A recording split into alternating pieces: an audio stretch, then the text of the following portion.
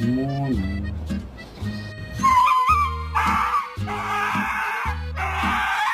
Mama always told me I could be whatever I wanted. What's doing? Thanks to you. Happy birthday.